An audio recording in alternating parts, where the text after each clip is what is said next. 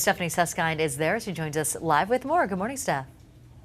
Morning. This is quite a sight to see, so I'm going to get out of the way so you can take a look as this machinery chews up this old McDonald's. You can see this excavator is just moving giant piles of debris. Right now, Week News reporter John Treeweiler is live with a closer look at that damage. John.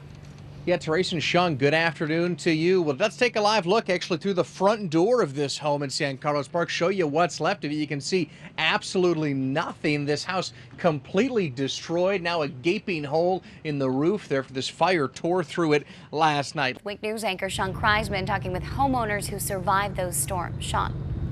Yeah, good afternoon to you, Therese. Of all of those homes, 11 are considered unlivable. One out of those 11 right behind me. You can see the roof completely ripped off this home. Week News reporter Stephanie Susskind is live on Southwest 21st Place and Beach Parkway with a closer look at the damage there. Stephanie. Well, I want to show you Dave Hawk's home. There's not much of it left. Take a close look at that hole in the roof over the garage. For the second year in a row, a Southwest Florida native will be playing for a national championship. Bears won. J-Ron Curse. Week News anchor Chris Safadi's in Havana. And Chris, tell us about the plan and how it could help American businesses. Bob Lois, good evening from Havana. That plan, announced just today, starting Monday, would allow American companies to do things like set up offices here. Let's start with Nightbeat anchor Amanda Hall. And Amanda, the candidates got a little heated about a few issues. They did, but Lois, we saw policies, not personalities, dominating the debate tonight. Only Wink News anchor Chris Safadi was there from Southwest Florida, and he has more on the ceremony. The trip to Revolution Plaza started well before sunrise. I got my first sense of the magnitude of this trip for so many here as we walked in the dark for about a mile toward the altar, mostly uphill. Notice the woman in front of me using a cane. For this group, a pilgrimage. As the sun came up, the music called people closer and the crowds grew, and word came that the Pope was near. It's an amazing thing to be able to do. It's a wonderful surprise, and even if we do absolutely nothing else, I saw the Pope. How many people get to say that? Our Wink News cameras watching him work his way through the crowd, slowly and deliberately, stepping out often to greet people. In his homily, in the shadow of the communist, originally atheist revolution here, but also today in the shadow of Jesus, the Pope told Cubans, all of us are asked, indeed urged by Jesus, to care for one another out of love, without looking to one side or the other to see what our neighbor is doing or not doing. And warned, with Cuban President Raul Castro right in the front row, against what the Pope called a dynamic of exclusion and focusing on ideas over people. Tens of thousands listened. I'm not Catholic, I am Christian, and so I wanted to see him and participate in all this. Some here from the U.S. or as far away as Europe. Some because they were encouraged to be by the Cuban government, but most Cubans genuinely wanting to hear the Pope they see as hope for Cuba's future.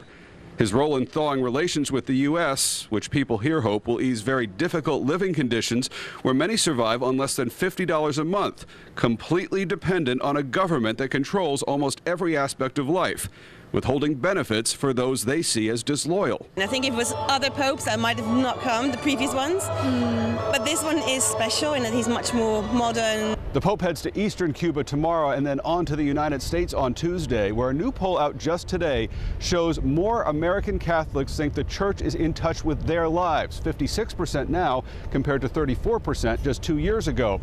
Conservatives, though, have a less favorable view of this Pope, and politics will certainly come into play this week as the Pope visits the White House, the United Nations, and Congress. In Havana, Chris Safadi, Wink News, now. For the second year in a row, a Southwest Florida native will be playing for a national championship. Bears won. J-Ron Curse and Mackenzie Alexander are headed to the ship. We got ballers. That's all it says. We got ballers. We got talent. We got hard workers. And when you put that hard work with talent, you're going to get something great. Oh, yeah. It's special every year. We got guys come out of areas to bless them. I'm glad they get to see us and watch us throughout this process. It's going to be amazing. Number one, we coming for you, baby. That was my Christmas. No, even though we were down, we knew that we were a better team because our best was better than their best. We got a great team. We're so balanced. I mean, it's hard to beat us. So we just did what we did. We executed what we needed to do. We took players away, and we did a great job. We're ready to go out here and make this happen. You know, we're going to do everything we have to do. Coach Venables going to put together a great game plan. We got this game, and I don't think God's going to be tight. I think we're going to be juiced up, pumped up, and ready to go get this national championship. Wink News reporter Kim Powell is live outside the family's home in Northport with that angle of our complete team coverage. Yeah, a lot of the people coming by here say they don't even know the family, but are still so affected by this story that they can't help but stop by. A woman who used to live with the family says this whole thing has left her feeling used and manipulated. Chance is a fighter. He's a lion. He's tough. It sings. Do you mind if I play it a moment?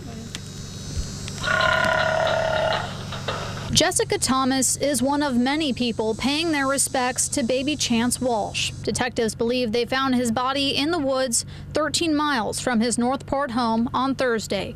Thomas says even without knowing the family, she can't help but cry. Baby Chance, your sweet little innocent life taken from you. Now you are safe, away from those evil people. His parents, Kristen Burry and Joseph Walsh, are now under arrest for child neglect. Their former roommate, Diane Woods, says they usually kept to themselves, but were still heartbroken over the loss of their other baby, Dwayne. They were hoping Chance would resolve that, believe it or not. It's crazy. Woods says Burry often complained that Chance was the complete opposite of Dwayne. He was fussy and cried a lot. I did know just from observing the difference between Dwayne, they were never separated from him. He was the perfect baby. He was everything. And then with Chance, I very seldom saw them with Chance. But now the entire community is mourning the loss of this sweet little baby. He was a sweet, lovable, innocent, tiny baby that could not defend himself against his own parents, and it's just devastating. May you rest in peace and sing and dance with the angels. You will be missed. Much love always, a mom. And their former roommate says that mom and dad told her they named him Chance so that he would have a chance at life. Reporting live in Northport, I'm Kim Powell, Wink News Now.